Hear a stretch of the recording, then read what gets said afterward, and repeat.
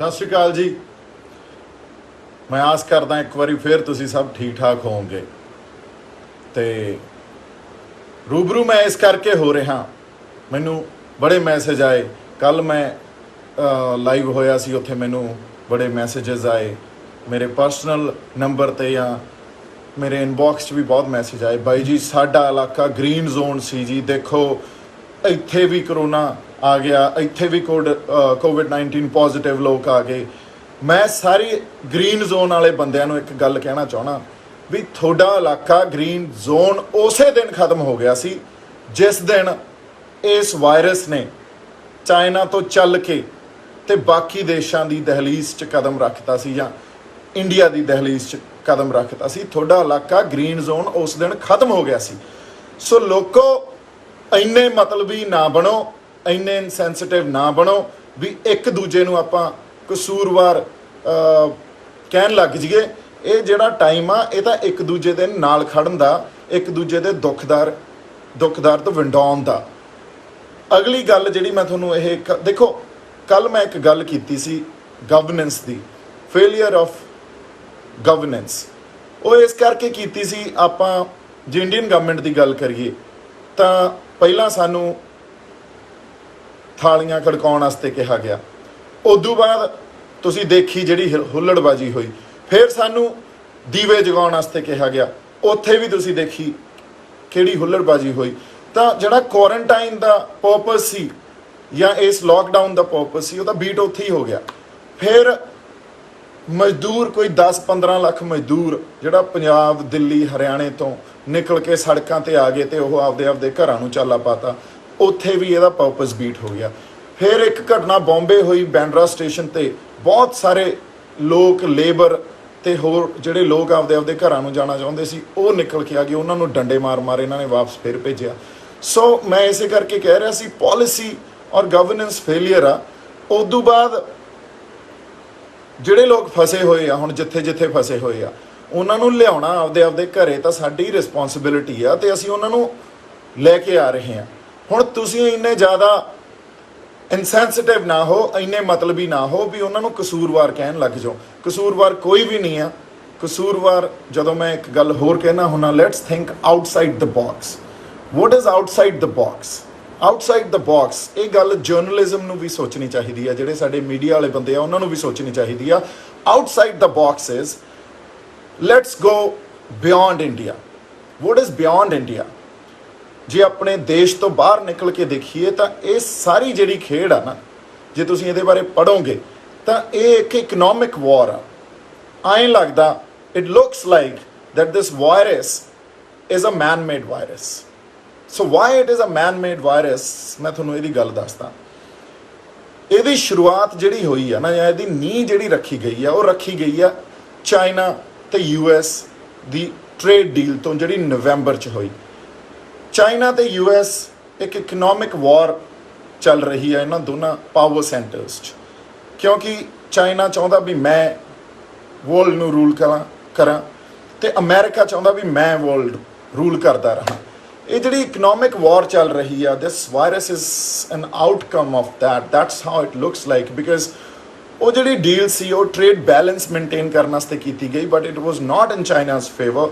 So China ने उहदे च एक क्लॉज पाया सी, वो क्लॉज सी भी in case of pandemic all the clauses of this deal stays suspended.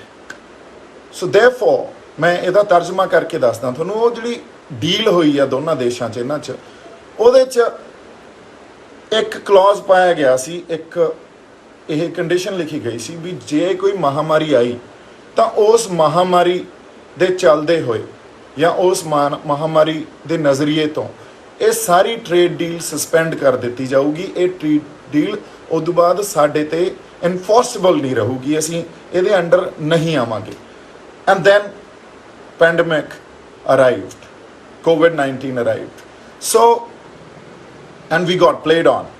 ये सारी जिहड़ी गल है ना, असीं तां साडे नाल खेड खेडी गई आ, क्योंकि असीं थर्ड वर्ल्ड कंट्री आ या होर जिहड़ा सारा विश्व आ उहदे नाल खेड खेडी गई है। ये उही खेड आ जिहड़ी अमेरिका ते चाइना खेड रहे आ। ਸੋ ਆਪਾਂ ਸਿਰਫ ਉਹਨਾਂ ਨੂੰ ਬੈਠ ਕੇ ਦੇਖ ਰਹੇ ਹਾਂ, ਕਿਉਂਕਿ ਉਹਨਾਂ ਨੇ ਇਹੋ ਜਿਹੀ ਗੱਲ ਰਚਤੀ। ਇਹ ਕਿਉਂ ਗੱਲ, ਇਹਦੇ ਬਾਰੇ ਤੁਹਾਨੂੰ ਪੜ੍ਹਨਾ ਪਊਗਾ, ਵਾਲੀਆਂ ਗੱਲਾਂ ਫੇਰ ਸਮਝ ਆਉਣਗੀਆਂ। ਅੱਜ ਦੀ ਡੇਟ 'ਚ ਸੀ ਹਿਊਮਨ ਬੀਇੰਗ, ਆਪਾਂ ਜਿਹੜੇ ਮਨੁੱਖ ਹਾਂ, ਆਪਣੇ ਕੋਲ ਇੱਕ ਐਬਿਲਿਟੀ ਆ to think, to invent, to get together, to question. Today, you're sitting at home and a fear has been injected in your minds. ਆਪਾਂ ਘਰੇ ਬੈਠੇ ਆ, ਆਪਣੇ ਅੰਦਰ ਡਰ ਪੈਦਾ ਕਰ ਦਿੱਤਾ ਗਿਆ। ਉਹ ਡਰ ਇਹ ਪੈਦਾ ਕਰ ਦਿੱਤਾ ਗਿਆ, ਨਾ ਤਾਂ ਆਪਾਂ ਸੋਚ ਸਕਦੇ ਆ, ਨਾ ਹੀ ਆਪਾਂ ਇਕੱਠੇ ਹੋ ਸਕਦੇ ਆ। We cannot get together today. ਨਾ ਹੀ ਆਪਾਂ ਕੁਝ ਇਨਵੈਂਟ ਕਰ ਸਕਦੇ ਆ, ਤੇ ਨਾ ਹੀ ਆਪਾਂ ਕੁਐਸਚਨ ਕਰ ਸਕਦੇ ਆ। ਕੁਐਸਚਨ ਕਰਨਾ ਇਸ ਕਰਕੇ ਨਹੀਂ ਕਰ ਸਕਦੇ ਕਿਉਂਕਿ ਜਿਹੜੇ ਇਹ ਸੋ ਕਾਲਡ ਸਰਮਾਏਦਾਰ ਆ, ਹੁਕਮਰਾਨ ਆ, ਜਾਂ ਲੀਡਰਸ ਆ, ਪੋਲੀਟੀਕਲ ਲੀਡਰਸ ਆ, ਇਹ ਹੁਣ ਆਪਾਂ ਨੂੰ ਉਹ ਫੀਅਰ ਇੰਜੈਕਟ ਕਰਤਾ ਆਪਣੇ ਅੰਦਰ। ਉਸ ਤੋਂ ਬਾਅਦ ਇਹ ਗੱਲਾਂ ਆਪਣੇ ਡਾਊਟ ਪੈਦਾ ਕਰ ਰਹੇ ਆ ਆਪਣੇ ਅੰਦਰ। ਉਸ ਫੀਅਰ ਨੂੰ ਚੱਲਦੇ ਹੋਏ ਉਹ ਡਾਊਟ ਆ ਜਾਂਦਾ that you guys sit at home, we withdraw every constitutional right you have and we are special, we will take decisions for you, and majority believes it also. So ਇਹ ਉਹੀ ਗੱਲ ਆ ਵੀ ਤੁਸੀਂ ਘਰੇ ਬੈਠੋ, ਅਸੀਂ ਤੁਹਾਡੇ ਡਿਸੀਜਨ ਲਵਾਂਗੇ, ਅਸੀਂ ਤੁਹਾਡੇ ਤੋਂ ਸਪੈਸ਼ਲ ਆ, we are more intelligent. And ਜਿਹੜੇ ਜ਼ਿਆਦਾਤਰ ਲੋਕ ਆ ਨਾ, ਉਹ ਇਹ ਵਿਸ਼ਵਾਸ ਵੀ ਕਰਦੇ ਆ that they are special. No, they are not special. They are not special than you. Do not have that fear in your minds. Do not think that they are superior than you. They are not superior than us. ਇਸੇ ਕਰਕੇ ਮੈਂ education ਦੀ ਗੱਲ ਕਰਦਾ ਹੁੰਨਾ। ਹੁਣ ਜਦੋਂ ਆਪਾਂ ਲੋਕ ਇਹ ਗਲੋਬਲ ਸਿਚੁਏਸ਼ਨ ਸਮਝਾਂਗੇ ਤਾਂ ਤੁਸੀਂ ਇਹ ਸਮਝੋਗੇ ਵੀ ਇਹ ਇਕਨੋਮਿਕ ਵਾਰ ਆ, ਤੇ ਇਸ ਇਕਨੋਮਿਕ ਵਾਰ 'ਚ ਅਸੀਂ ਸਿਰਫ ਇੱਕ ਦਰਸ਼ਕ ਦੀ ਤਰ੍ਹਾਂ ਬਾਹਰ ਬੈਠ ਕੇ, ਜਿਵੇਂ ਸਾਨੂੰ ਕਿਹਾ ਗਿਆ ਵੀ ਆਹ ਰੂਲਸ ਐਂਡ ਰੈਗੂਲੇਸ਼ਨ ਆ, ਆਪਾਂ ਸਿਰਫ ਦੇਖ ਰਹੇ ਹਾਂ, ਇੱਥੇ ਬੈਠੇ ਦੇਖ ਰਹੇ ਹਾਂ। ਕਿਉਂਕਿ ਸਾਡੇ ਜਿਹੜੇ ਲੀਡਰ ਆ ਉਹਨਾਂ ਕੋਲੇ ਵੀ ਮੈਨੂੰ ਐਂ ਲੱਗਦਾ, ਕਿਉਂਕਿ ਮੈਂ ਬਥੇਰੇ ਬੰਦਿਆਂ ਨੂੰ ਜਾਣਦਾ, ਉਹਨਾਂ ਕੋਲੇ ਮੈਨੂੰ ਐਂ ਲੱਗਦਾ ਇੰਨਾ ਇੰਟਲੈਕਟ ਜਾਂ ਇੱਥੋਂ ਤੱਕ ਗੱਲ ਸੋਚਣ ਦੀ ਜਿਹੜੀ ਅੰਦਰ ਐਬਿਲਿਟੀ ਹੈ ਨਹੀਂ। ਸੋ ਜੇ ਐਬਿਲਿਟੀ ਹੈ ਨਹੀਂ ਆਪਦੇ ਅੰਦਰ, ਤਾਂ ਉਹ ਸਿਰਫ ਗੱਲ ਇਹ ਸੋਚਦੇ ਆ ਵੀ ਹੁਣ ਆਹ ਮਹਾਮਾਰੀ ਆਈ ਹੋਈ ਆ, ਇਹਦੇ 'ਚ ਵੀ ਆਪਦਾ ਫਾਇਦਾ ਕਿਵੇਂ ਕਰੀਏ। ਦੇਖੋ ਇਸ ਸਿਚੁਏਸ਼ਨ 'ਚ ਫਾਇਦੇ ਫੂਦੇ ਨਾ ਸੋਚੋ ਇਹ ਵੀ ਇੱਕ ਦੂਜੇ ਦੀ ਹੈਲਪ ਕਿਵੇਂ ਕਰੀਏ। ਇਹ ਸੋਚੋ ਵੀ ਇੱਕ ਦੂਜੇ ਨੂੰ ਅਸੀਂ ਨਾਲ ਕਿਵੇਂ ਲੈ ਕੇ ਚੱਲੀਏ, ਇੱਕ ਦੂਜੇ ਨੂੰ ਕਸੂਰਵਾਰ ਨਾ ਬਣਾਈਏ, ਮਤਲਬੀ ਨਾ ਬਣੋ। ਕਿਉਂਕਿ ਜਿਹੜੀ ਖੇਡ ਆ ਕੋਈ ਹੋਰ ਖੇਡ ਰਿਹਾ, ਇਹਨੂੰ ਸਮਝਣ ਦੀ ਮੇਰੇ ਖਿਆਲ 'ਚ ਬਹੁਤ ਵੱਡੀ ਜ਼ਰੂਰਤ ਆ। ਗਲੋਬਲ ਲੈਵਲ ਦੀ ਪੋਲੀਟਿਕਸ ਸਮਝਣੀ ਪਊਗੀ, ਇਹਦੇ ਲਈ ਉਹਦੇ ਬਾਰੇ ਪੜ੍ਹਨਾ ਪਊਗਾ। ਫਿਰ ਤੁਸੀਂ ਮੇਰੇ ਖਿਆਲ 'ਚ ਆ ਜਿਹੜੀਆਂ ਗੱਲਾਂ ਇੱਕ ਦੂਜੇ ਨੂੰ ਕਸੂਰਵਾਰ ਕਰਨ ਵਾਲੀਆਂ ਵੀ ਫਲਾਨੇ ਬੰਦੇ ਨੇ ਕਰੋਨਾ ਫੈਲਾਤਾ, ਫਲਾਨੇ ਨੇ ਦੇਖੋ ਹੁਣ ਉਹ ਜਮਾਤ ਨੇ ਕਰਤਾ, ਹੁਣ ਇਸ ਜਮਾਤ ਨੇ ਕਰਤਾ, ਹੁਣ ਆ ਸਾਡਾ ਗ੍ਰੀਨ ਜ਼ੋਨ ਸੀ, ਇਹ ਗੱਲਾਂ ਦਾ ਕੋਈ ਮਤਲਬ ਨਹੀਂ ਆ। ਆਪਸ 'ਚ ਉਲਝੇ ਰਹੋਗੇ। ਇਹੀ ਚੀਜ਼ਾਂ ਉਹ ਚਾਹੁੰਦੇ ਆ ਵੀ ਤੁਸੀਂ ਉਲਝੇ ਰਹੋ ਤੇ ਗਾਂਹ ਨਾ ਵੱਧ ਸਕੋ। ਜਿੰਨਾ ਉਲਝਾਂਗੇ ਉਨੀ ਇੱਕ ਦੂਜੇ ਦੀਆਂ ਲੱਤਾਂ ਖਿੱਚਾਂਗੇ। ਸੋ ਦੇਅਰਫੋਰ ਮੈਂ ਇਹ ਕਹਿਣਾ ਚਾਹੂੰਗਾ, ਇਹਨਾਂ ਗੱਲਾਂ ਨੂੰ ਸਮਝਣਾ ਬਹੁਤ ਜ਼ਰੂਰੀ ਆ। ਗਲੋਬਲ ਸਿਚੁਏਸ਼ਨ ਨੂੰ ਸਮਝਣਾ ਬਹੁਤ ਜ਼ਰੂਰੀ ਆ। ਇੰਡੀਅਨ ਜਿਹੜਾ ਸਿਸਟਮ ਆ ਆਪਣਾ, ਉਹਨੂੰ ਵੀ ਸਮਝਣਾ ਬਹੁਤ ਜ਼ਰੂਰੀ ਆ। ਬਿਕਾਜ਼ ਇਹਨਾਂ ਨੇ ਤਾਂ ਆਪਸ 'ਚ ਲੜਾਈ ਜਾਣਾ ਤੁਹਾਨੂੰ, ਇਹਨਾਂ ਨੇ ਤਾਂ ਡਰ ਹੀ ਤੁਹਾਡੇ ਅੰਦਰ ਪੈਦਾ ਕਰੀ ਜਾਣਾ, ਤੁਹਾਨੂੰ ਇੰਜੈਕਟ ਕਰੀ ਜਾਣਾ ਡਰ ਡਰ ਡਰ ਡਰ। ਤਾਂ ਡਰਦੇ ਰਹੋ, ਫਿਰ ਡਰਦੇ ਰਹੋਗੇ ਤਾਂ ਐਂ ਬੈਠੇ ਰਹੋਗੇ।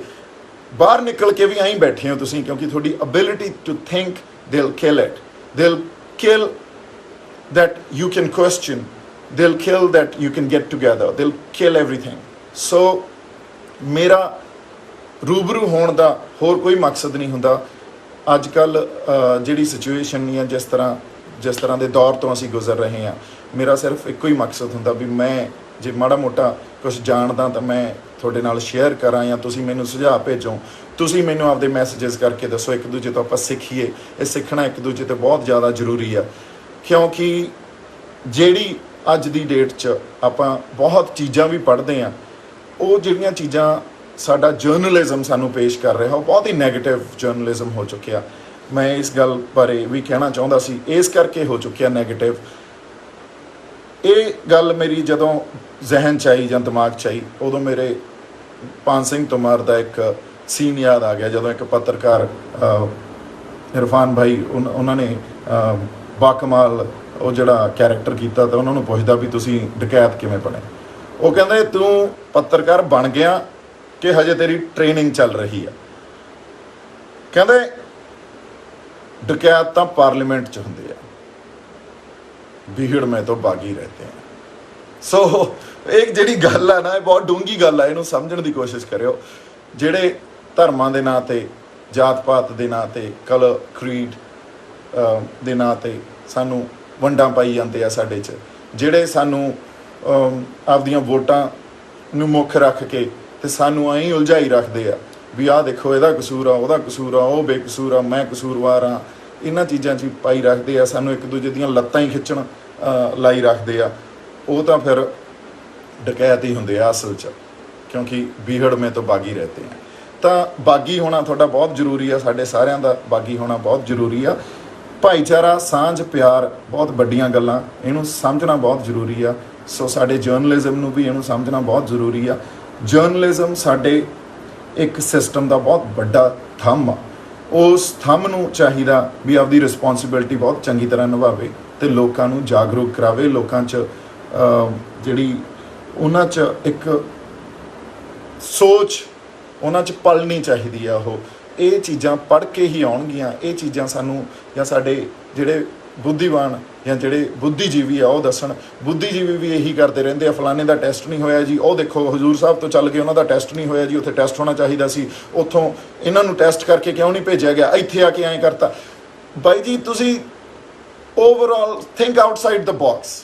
ਹੁਣ ਉੱਥੇ ਬਾਬੇ ਜਿਹੜੇ ਸਰਦਾਰ ਬਲਵਿੰਦਰ ਸਿੰਘ ਹਜ਼ੂਰ ਸਾਹਿਬ ਬੈਠੇ ਆ, ਉਹ ਵਿਚਾਰੇ ਕਾਰ ਸੇਵਾ ਵਾਲੇ ਬੰਦੇ ਆ, ਸਾਰੀ ਉਮਰ ਉਹਨਾਂ ਨੇ ਸਿਰਫ ਸੇਵਾ ਕੀਤੀ ਆ ਸੰਗਤ ਦੀ। ਹੁਣ ਉਹ ਟੈਸਟ ਕਿੱਥੋਂ ਕਰਾਉਣ? ਮਹਾਰਾਸ਼ਟਰ ਗਵਰਨਮੈਂਟ ਕੋਲ ਇੰਨਾ ਕੋਈ ਅਰੇਂਜਮੈਂਟ ਹੈ ਨਹੀਂ ਸੀ। ਨਾਂਦੇੜ 'ਚ 2 ਕੇਸਿਸ ਜਿਹੜੇ ਪੂਰੇ ਨਾਂਦੇੜ ਸ਼ਹਿਰ 'ਚ ਮਿਲੇ, ਉਹ 2 ਕੇਸਿਸ ਵੀ ਇਹਨਾਂ ਤੋਂ ਹੁਣ ਹੋ ਸਕਦਾ 3 ਹੋ ਗਏ, ਉਹ ਵੀ ਇਹਨਾਂ ਤੋਂ ਬਹੁਤ ਦੂਰ ਸੀ, ਇਹਨਾਂ ਨਾਲ ਕੋਈ ਵਾਸਤਾ ਨਹੀਂ ਸੀ। ਸੋ ਜੇ ਇਹ ਰਾਹ 'ਚ ਕਿਤੇ ਕੋਈ ਕਿਸੇ ਤੋਂ ਅਣਗਹਿਲੀ ਹੋ ਗਈ, ਹੁਣ ਆਪਾਂ ਕਸੂਰਵਾਰ ਨਾ ਬਣਾਈਏ ਕਿਸੇ ਨੂੰ, ਇਸ ਗੱਲ ਦੇ ਇਸ਼ੂ ਨਾ ਬਣਾਈਏ, ਉਹਨਾਂ ਲੋਕਾਂ ਦਾ ਧਿਆਨ ਦਈਏ, ਉਹਨਾਂ ਨੂੰ ਹੈਂਡਲ ਕਰੀਏ। ਉਹਨਾਂ ਦੀ ਜੇ ਉਹ ਬਿਮਾਰ ਵੀ ਆ ਉਸ ਚੀਜ਼ ਨੂੰ ਵੀ ਹੈਂਡਲ ਕੀਤਾ ਜਾਵੇ। ਸੋ ਮੈਂ ਇਹੀ ਤੁਹਾਨੂੰ ਅਰਦਾਸ ਕਰਦਾ, ਇਹੀ ਤੁਹਾਨੂੰ ਮੇਰੇ ਵੱਲੋਂ ਸਲਾਹ ਵੀ ਆ।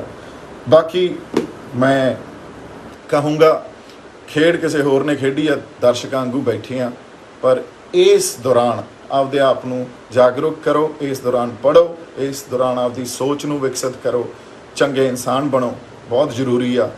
ਆਪਦੇ ਲੋਕਾਂ ਦਾ ਧਿਆਨ ਰੱਖੋ, ਆਪਦੀ ਕੌਮ ਦਾ ਧਿਆਨ ਰੱਖੋ, ਕਿਉਂਕਿ ਜੇ ਕਿਤੇ ਐਂ ਚੱਲਦਾ ਰਿਹਾ ਵੀ ਫਸਟ ਵਰਲਡ ਕੰਟਰੀਜ਼ ਸਾਡੇ ਨਾਲ ਐਂ ਗੇਮਸ ਖੇਡਦੀਆਂ ਰਹੀਆਂ ਅਤੇ ਅਸੀਂ if we will always be in this zone where they are actually making us play in the way they want us to play, and we are exactly playing like that, and the remote control is in their hands. I think it's really sad, because ਅਸੀਂ ਇਹ ਤੋਂ ਬਹੁਤ ਇਤਿਹਾਸ ਜਾਣੋ, ਅਸੀਂ ਬਹੁਤ ਉੱਚੇ ਬੰਦੇ ਹਾਂ। ਇਹ ਤੋਂ ਆਪਦੇ ਇਤਿਹਾਸ ਨੂੰ ਪੜ੍ਹਨਾ ਵੀ ਬਹੁਤ ਜ਼ਰੂਰੀ ਹੈ, ਇਸੇ ਕਰਕੇ ਉਹ ਤੁਹਾਨੂੰ ਇੰਸਪਾਇਰ ਕਰਦਾ। ਇਸ ਕਰਕੇ ਕਿਰਦਾਰਾਂ ਨੂੰ ਅਤੇ ਆਪਦੀ ਐਜੂਕੇਸ਼ਨ ਨੂੰ, ਆਪਦੇ ਜਿਹੜੇ ਅੰਦਰ ਦਾ ਇਨਸਾਨ ਆ, ਤੁਹਾਡੇ ਬਾਗੀਪਣਾ ਜਿਹੜਾ ਅੰਦਰ, ਉਹਨੂੰ ਵੀ ਜਿਉਂਦਾ ਰੱਖੋ। ਬਾਕੀ ਮੇਰੇ ਵੱਲੋਂ ਬਹੁਤ ਸਾਰਾ ਪਿਆਰ ਤੇ ਸਤਿਕਾਰ। ਸਤਿ ਸ਼੍ਰੀ ਅਕਾਲ ਜੀ। ਮੈਂ ਆਪਣੇ ਇਹ ਮੋਢਿਆਂ ਤੇ ਗੋਡਿਆਂ ਤੋਂ ਬਹੁਤ ਦੁਖੀ ਸੀ। ਮੇਰੇ ਲਈ ਤਾਂ ਤੁਰਨਾ ਫਿਰਨਾ ਵੀ ਇੰਨਾ ਔਖਾ ਹੋਇਆ ਸੀ, ਮੈਂ ਦੱਸ ਵੀ ਨਹੀਂ ਸਕਦਾ। ਪਰ ਜਦ ਤੋਂ ਮੈਨੂੰ ਫੀ ਰਿਲੀਫ ਮਿਲਿਆ, 2.5-3 ਮਹੀਨੇ ਇਸਤੇਮਾਲ ਕਰਨ ਤੋਂ ਬਾਅਦ ਗੋਡੇ ਵੀ ਓਕੇ, ਮੋਢੇ ਵੀ ਓਕੇ। ਜੇ ਤੁਸੀਂ ਵੀ ਕਿਸੇ ਇਸ ਤਰ੍ਹਾਂ ਦੀ ਬਿਮਾਰੀ ਤੋਂ ਪਰੇਸ਼ਾਨ ਹੋ तो बेझिझक होकर इसको इस्तेमाल करो। सिर्फ 2.5-3 महीने ये 125 बीमारियां तक का इलाज कर सकता है। फी रिलीफ हमेशा याद रखो। बस कुछ दिनों तो मैनू बालों की बड़ी समस्या सी, मेरे बाल झड़ने शुरू हो गए सी। मैनू मेरे दोस्त ने ऑयल फी रिलीफ वाले दसिया। मैं ये तेल 3 महीने लाना अपने सिर ते अप्लाई किया। ये बिल्कुल आयुर्वैदिक तेल है, इसका कोई साइड इफैक्ट नहीं है। तो मेरे बाल ਜਿਹੜੇ ਗੰਜਪਣ ਪੈਣਾ ਸ਼ੁਰੂ ਹੋ ਗਿਆ ਸੀ, ਉਹ ਦੁਬਾਰਾ ਆਉਣ ਲੱਗ ਗਏ। ਤੇ ਮੈਨੂੰ ਤਾਂ ਬੜਾ ਫਾਇਦਾ ਦਿੱਤਾ ਇਸ ਨੇ। ਜੇ ਤੁਹਾਨੂੰ ਵੀ ਕਿਸੇ ਇਸ ਤਰ੍ਹਾਂ ਦੀ ਪ੍ਰੋਬਲਮ ਦਾ ਤੁਸੀਂ ਸਾਹਮਣਾ ਕਰ ਰਹੇ ਹੋ ਤਾਂ ਇਹ ਤੇਲ ਲਾਣਾ ਨਾ ਭੁੱਲੋ। ਕਿਤਨਾ ਕਿਤੇ ਅਸੀਂ ਆਪਣੇ ਬਾਲਾਂ ਕਰਕੇ ਸ਼ਰਮ ਫੀਲ ਕਰਦੇ ਹਾਂ, ਕਿਤੇ ਸੋਸਾਇਟੀ 'ਚ ਬੈਠੇ ਹਾਂ ਕਿ ਕੋਈ ਮਜ਼ਾਕ ਨਾ ਕਰ ਰਿਹਾ ਹੋਏ। ਪਰ ਥੈਂਕਸ ਟੂ ਫ੍ਰੀ ਲੀਵ ਜਿਹਨੇ ਮੇਰਾ ਇਹ ਕੌਨਫੀਡੈਂਸ ਬਿਲਡ ਕੀਤਾ, ਜਿਹਦੇ ਲਗਾਉਣ ਨਾਲ ਮੈਂ ਮਾਰਕੀਟ 'ਚ ਹੁਣ ਬੜਾ ਹੀ ਕੌਨਫੀਡੈਂਟ ਹਾਂ ਔਰ ਇਹਦੇ ਨਾਲ ਮੈਨੂੰ ਬੜਾ ਫਾਇਦਾ ਹੋਇਆ। ਤੇ ਮੈਨੂੰ ਸਰਵਾਈਕਲ ਦੀ ਵੀ ਦਿੱਕਤ ਸੀ ਤੇ ਉਹਦੇ ਨਾਲ ਵੀ ਮੈਨੂੰ ਬੜਾ ਰਿਲੀਫ ਮਿਲਿਆ। ਇਹ ਯੂਜ਼ ਕਰੋ ਤੇ ਮੈਂ ਪ੍ਰੈਕਟੀਕਲ ਯੂਜ਼ ਕਰ ਰਿਹਾ।